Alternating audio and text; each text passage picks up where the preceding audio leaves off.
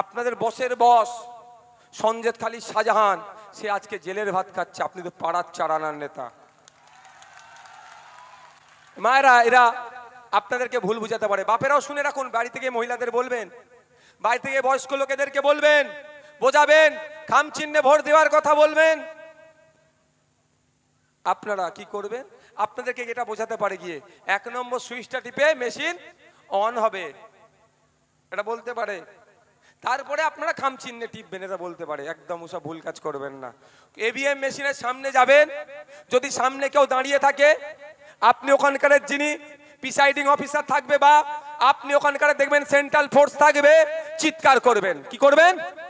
চিৎকার করবেন। তাকে ধাক্কা দেবেন না, শুধু মুখে চিৎকার করবেন আর অফিসারকে ডেকে বলবেন একে বাইরে বার করো, এ আমার ভোট দিতে দেখতে এসছে, আমার অধিকার আমি কাকে দেব, আমি কেন ওই সমাজ বিরোধীকে দেখাবো? ভাই বুঝতে পারছেন না? আপনারা কি করবেন? বার করিয়ে দেবেন। আমরাও ব্যবস্থা করছি ইভিএম মেশিন আর আপনি যাতে থাকেন, অন্য কোনো তৃতীয় কেউ না থাকে, তার ব্যবস্থা আমরা করছি। আমাদের দায়িত্বটা ছেড়ে দিন। তারপরেও যদি ছিটকে চাটকে একটা চলে যায় আপনারা তাদেরকে বার করে দেবেন। এবার কি করবেন? ইভিএম মেশিন আছে, আগে হাতটা পেছন দিকে রাখবেন, ভালো করে দেখে নেবেন কোথায় আছে। ইভিএম মেশিনের কাছে হাত নিয়ে যাবেন না, যখন দেখতে পাবেন খাম চিহ্ন আছে গিয়ে কি করবেন? খাম চিহ্নটা একদম, অন্য কোনো সুইচে হাত দেওয়ার দরকার নেই, যে খাম চিহ্নতে হাত দিয়ে টিপে রাখবেন, যতক্ষণ না একটা পিক করে আওয়াজ উঠবে ছাড়বেন না। হবে তো নাকি? আর মনে মনে বলবেন এইখান থেকে টিপছি আমার লোক দিল্লি যাবে, এখানে প্রেস করছি আমার লোক দিল্লি যাবে। আপনার লোককে দিল্লিতে পাঠাতে হবে।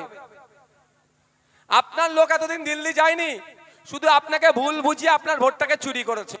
আপনার লোক যদি দিল্লিতে যেত তাহলে সাগরের বা এই গঙ্গায় এখানে প্রতি বছরে এই ঝড়ে প্রাকৃতিক দুর্যোগের কারণে কি হচ্ছে, বাঁধ ভেঙে গিয়ে নোনা পানি আপনাদের চাষযোগ্য জমিতে ঢুকতো না। আমাদের লোক যদি দিল্লিতে যায়, আপনার আমার লোক অর্থাৎ জনগণের জনপ্রতিনিধি যদি দিল্লিতে যায়, সেখানে গিয়ে আওয়াজ তুলবে, থুতু দিয়ে আটা ছানা যাবে না। ৭৫ বছর ধরে মথুরাপুরবাসীকে আপনারা ভুল বুঝিয়ে এসেছেন, আর হবে না। মথুরাপুরবাসীর জন্য যে উপকূলবর্তী এলাকা আছে, ওই বিশেষ করে এলাকার বাসীর জন্য কংক্রিটের বাঁধ নির্মাণ করতে হবে, এই আওয়াজ তুলবে। সিমেন্টের বাঁধ নির্মাণের জন্য আওয়াজ তুলবে, এবং সেটা যাতে সম্পূর্ণ করা যায় তিনি তার সর্বোচ্চ দিয়ে লড়াই করবে। যদি আপনার লোককে পার্লামেন্টে পাঠান, সেখানে গিয়ে আওয়াজ তুলবে। আপনারা বলেন সংখ্যালঘুদেরকে ভালোবাসি, আপনারা বলেন দলিতদের ভালোবাসি, আপনারা বলেন আদিবাসীদের ভালোবাসি, আদিবাসীদের যে স্বাভাবিক অধিকার জলজমি জঙ্গলের অধিকার, কেন সেটা হরণ করা হচ্ছে? অবিলম্বে বন্ধ করে স্বাভাবিক অধিকার আদিবাসীদের ফিরিয়ে দেওয়া হোক, 5th শিডিউল ইমপ্লিমেন্ট হোক, ফরেস্ট রাইট অ্যাক্ট তাদেরকে বুঝিয়ে দেওয়া হোক, এই আওয়াজ তুলবে। পার্লামেন্টে গিয়ে কি কথা বলবে? দলিত ভাইদেরকে খুব ভালোবাসে বলছে, কিন্তু দুঃখের বিষয় আমার তোমার দলিত ভাইদের কোটায় যে চাকরি আছে সেইগুলো লুট হয়ে যাচ্ছে, বলার লোক খুঁজে পাচ্ছে না, আমরাও পাচ্ছি না। তাই দেশের আইনসভার মধ্যে বলার লোক পাঠাতে হবে। ঠিক যেভাবে ভাঙড়ের মা বাপ ভাই বোনেরা বিজেপি তৃণমূলের বাইনারিকে ভেঙে আমার পক্ষে ভোট দিয়েছিল, খাম চিহ্নের পক্ষে ভোট দিয়েছিল, সংযুক্ত মোর্চার পক্ষে নওশাদ সিদ্দিকীকে পাঠিয়েছিল, আমি বিধানসভার মধ্যে গিয়ে একদিকে দলিত, একদিকে আদিবাসী, একদিকে সংখ্যালঘু মুসলিম থেকে শুরু করে পিছিয়ে বর্গ থেকে শুরু করে সমাজের সমস্ত শ্রেণীর মানুষের হয়ে বলিষ্ঠ কণ্ঠ হয়ে সেখানে আওয়াজ তুলছি। এই আওয়াজটা শুধু কলকাতার বিধানসভার মধ্যে আমরা থামিয়ে রাখতে চাই না, এই আওয়াজটাকে আমরা দেশের আইনসভার মধ্যে তথা পার্লামেন্টের মধ্যেও পাঠাতে চাইছি। একদিকে নওশাদ সিদ্দিকী রাজ্যের আইনসভার মধ্যে আওয়াজ তুলবে, অপরদিকে অধ্যাপক অজয় কুমার দাস দেশের আইনসভার মধ্যে আওয়াজ তুলবে, আর বাইরে তো আপনারা আছেন, আমাদের অধিকার আমাদের বুঝিয়ে দিতে বাধ্য হবে। ওরা তো চাই সব সময়, কি বলুন তো, নওশাদ সিদ্দিকী মুসলিম, ওর নিজের অধিকারের জন্য চিৎকার করুক, অধ্যাপক অজয় কুমার দাস দলিত, সে তার অধিকারের জন্য আলাদাভাবে চিৎকার করুক, আর সঞ্জীব হাসদা অধ্যাপক সঞ্জীব হাসদা মহাশয় তিনি একজন আদিবাসী, ইনি ইনার মতো চিৎকার করুক। তিনজন ভাগ হয়ে তিনজনের অধিকারের নিয়ে চিৎকার করবে, আর মধ্যখানে কি বলবো, তোদেরই মধ্যে মিল নেই, আর কি করব? বুঝতে পারছেন না? এখন তোদের থেকে ব্রেন আউট হয়ে গেছে। কি ব্যাপার? আরে নওশাদ সিদ্দিকীর পাশে কারা দাঁড়াচ্ছে? শিক্ষিত সমাজের মানুষ এসে দাঁড়াচ্ছে, ওদের ব্রেন আউট হয়ে যাচ্ছে। আরে আর ইনারা কেন দাঁড়াচ্ছেন? এনারা কেন দাঁড়াচ্ছে? আমার ভাই ওই রকম লোক চাই না, ওই ফিরাদ হাকিম সিদ্দিকুল্লাহ চৌধুরীর মতো লোক আমার চাই না। আমার এই ভাঙা ফুটো এই ধরনের লোকই আমার চাই, যে বেঈমানি আমার সাথে করবে না। এখানে আমাদের আছেন মেম্বাররা, আপনারা ভোট দিয়ে জিতিয়েছেন, যারা এখানে উপস্থিত হয়েছেন, অনেকে লড়াই করে আন্দোলন করে তারা প্রতিষ্ঠিত হয়েছে। দেখুন, নানান ভয় ভীতিকে উপেক্ষা করে আমাদের পাশে এখনো শক্ত হাতে দাঁড়িয়ে আছে, সিটটা সোজা রেখেছে। আমরা এই রকম মানুষকে চাই। আমরা সিদ্দিকুল্লাহ চৌধুরী, আমরা ওই রকম ফিরাদ হাকিম, আমরা ওই রকম বীরভা হাসদা, আমরা এরকম সুকুমার মাহাতো, আমরা ওইসব চাই না। আমরা এই ধরনের লড়াই যারা করতে পারবে, মানুষের জন্য কথা বলবে, যারা সিটটা বিকিয়ে দেবে না, যাই প্রয়োজনে জেল খাটতে প্রস্তুত আছে, যারা আমাদের সাথে থাকবে, সেই রকম মানুষকে আমরা চাই। এই জন্যই তো ভয় পেয়েছে, এই জন্যই ভয় পেয়েছে। বসো, তোমাদের লড়াইকে আমি কুর্নিশ জানাই। এত বসেন।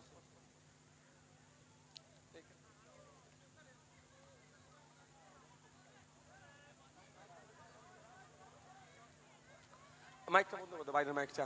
আমরা এই ধরনের মানুষকে চাই। তাই আপনাদের বলবো, রাত হয়ে আসছে, আমি আর বক্তব্য দেবো না। চেয়ার দাও, ওনাকে চেয়ার দাও।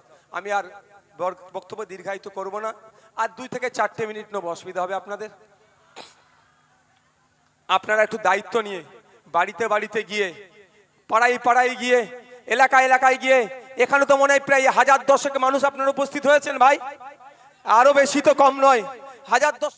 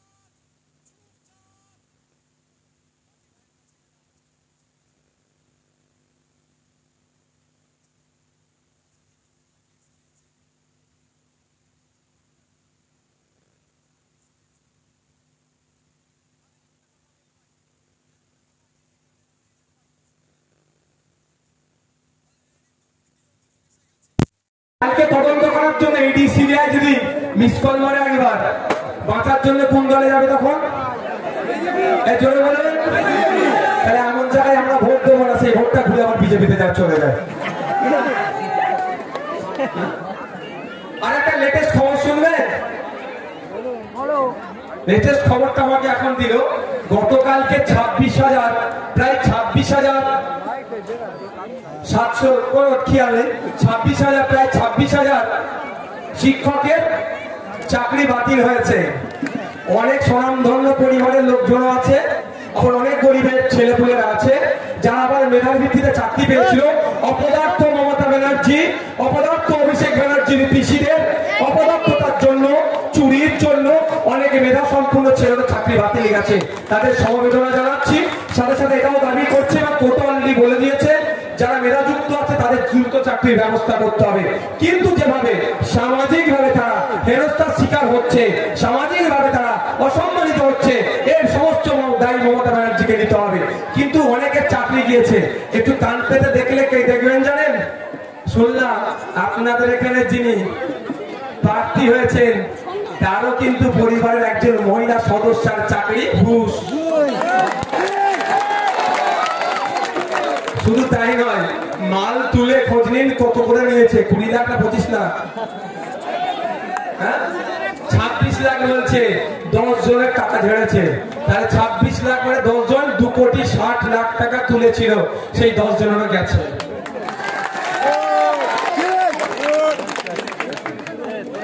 এবার উত্তর কি দেবে ওনারা? যে লোকের চাকরি বিক্রি করে খায়, যে আমাদের আপনার আমার গরিবের পরিবারের সন্তানদের মেধা আছে, কিন্তু আমরা 10 লাখ 15 লাখ দিয়ে চাকরি কিনতে পারবো না, কিন্তু আমার আপনার মেধা আছে। যারা এই মেধাগুলোকে চুরি করেছে তাদেরকে আগামী দিনে আমরা সুযোগ দেব?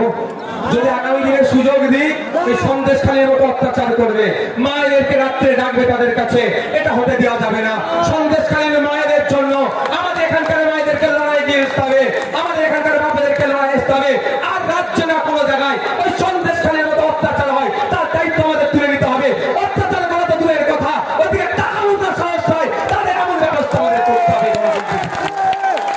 হবে তো নাকি ভাই?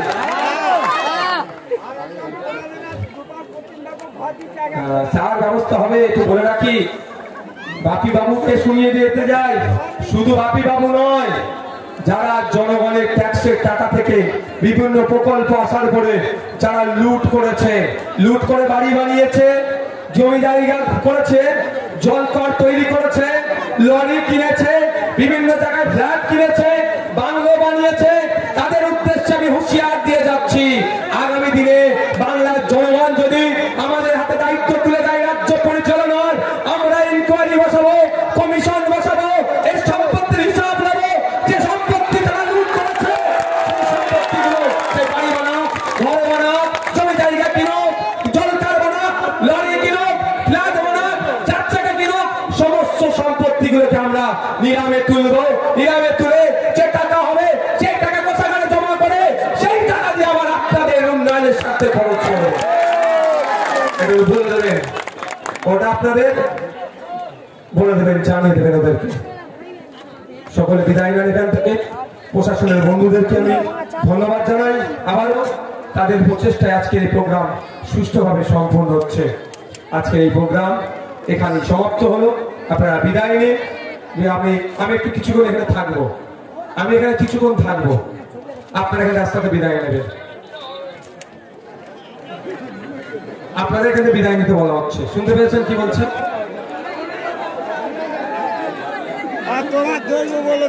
যেটা আমি যেটা বলি আপনাদের সেটা করতে হবে, আমরা যেটা বলবো আপনাদের সেটা করতে হবে। নিশ্চিতভাবে আপনাদের ভালোর জন্য আমাদের যেটা আমরা এখানে নির্দেশনা দিই সেটা করবো। আপনারা আস্তে আস্তে বিদায় নিন। আমি আপনারা এগিয়ে যাবেন, আপনাদের পেছন দিক থেকে আমি যাবো।